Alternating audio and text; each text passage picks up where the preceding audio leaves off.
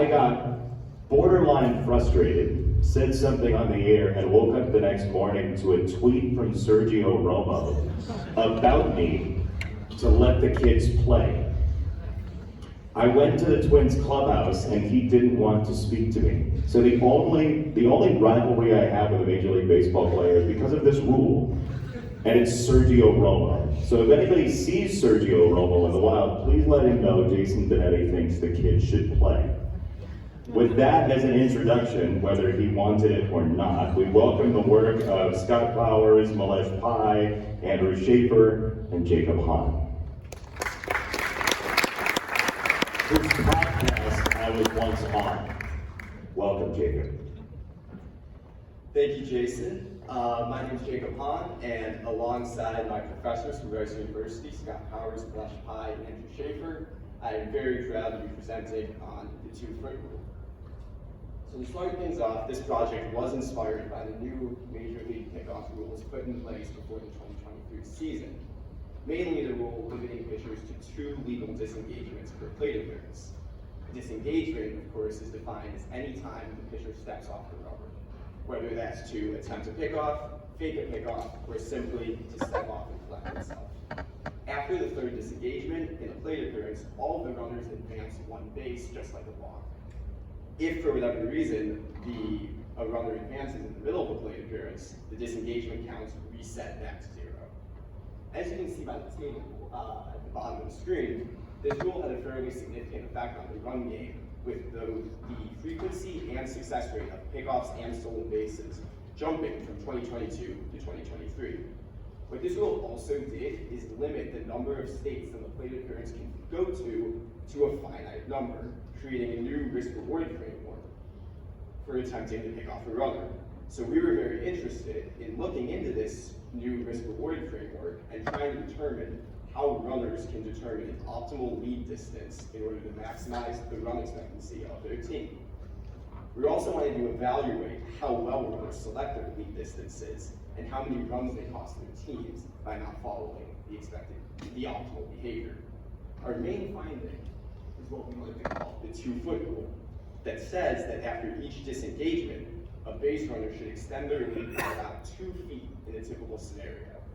So let's look at our approach and how we actually got to that result. So we used 2 models in order to estimate the optimal lead distance. The first being a mixed effect logistic regression model that estimates how lead distances and player skill affect transition probabilities. Then we used a Markov decision process to use these transition probabilities to update the states. In each state, we could then pick the lead distance that led to the maximum run value, and repeated all of these steps until the optimal lead distances converge. Now, we only did this for states with a runner on first base and no other runners on base.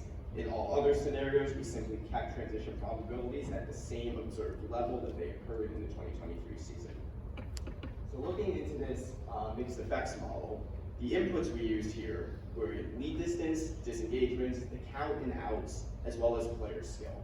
To estimate player skill, we first used a random effect model to estimate the skill of the runner, catcher, and pitcher involved in each play, their skill at successfully performing each of the outcomes shown below. We also included the runner's sprint speed and the catcher's arm strength from Baseball Savant into our model. The outcomes, as you can see below, were the players' success rates and the likelihood that they can perform those tasks successfully. As an example, here are the results of our pickoff attempt probability model. The blue lines showing data from 2023, with darker blue representing states with more prior disengagements in the plate appearance. Clearly, with more disengagements, pitchers are much more hesitant to pick off. Comparing the blue lines to the red line, which shows 2022 data, you can see how the rate of pickoff significantly dropped from 22 to 23. These findings significantly drive the results of our model, leading to the 2-foot rule. Once we had these updated transition probabilities, we ran them through a Markov decision process to determine the optimal lead distance in each state. The states that we used were all combinations of runners, disengagements, count, and outs. The actions from the prior slide were a successful or a failed pickoff, a stolen base, a caught stealing, or a normal pitch where none of the above occurred. and the probability of each action came from the previous models. The reward function we used was the number of runs scored on each transition, and our policy was that for each state, we would select the lead that maximizes rest of inning run expectancy. We repeated each of these steps until the optimal lead stopped changing, and that is how we got the results, the optimal lead distance in each state. So these tables show the optimal lead distance in feet for an average runner against an average pitcher and catcher. What I want to draw your attention to is what we call the 2-foot rule, which is the difference in each row after each disengagement of how the lead distance increases. While we call it the 2-foot rule and say that after each disengagement, a runner should increase their lead by about 2 feet, if you want to be more specific, it's really about 1.5 feet after the first disengagement and about 2.5 feet after the second disengagement. But it's remarkable how consistent these results remain across a wide variety of counts and outs. It is important to note, however, this only applies to the average scenario, and if the identities or the skill levels of the players involved change, we would also expect to see different lead recommendations. Also want to note that this is just a rule of thumb under the current conditions, and if runners do start to adopt this more aggressive leadoff behavior, we would expect pitchers to shift their behavior and the equilibrium to begin to change. However, under the current conditions, we can evaluate how well runners pick their leadoffs. And as you can see, the actual leads that runners take very often fall short of what we would recommend. Especially when there's 1 or 2 disengagements already in the plate appearance, runners have a lot more room to be more aggressive and take advantage of how hesitant pitchers become to pick off runners. There's lots of room for runners to extend their leads more after disengagements. And we also think that there could be very significant benefit here. In 2023, the average full inning saw 0.516 runs scored. And we calculate that if runners adopt these recommendations, teams could increase that total to about 0.528 runs. Obviously, this may seem to be a small increase on the per inning level, but over the course of an 162-game season, this really adds up and could be worth up to 17 runs in value to a team. If we use a very naive $1 million per run valuation here, it's easy to calculate that this could be worth as much as $17 million to a team.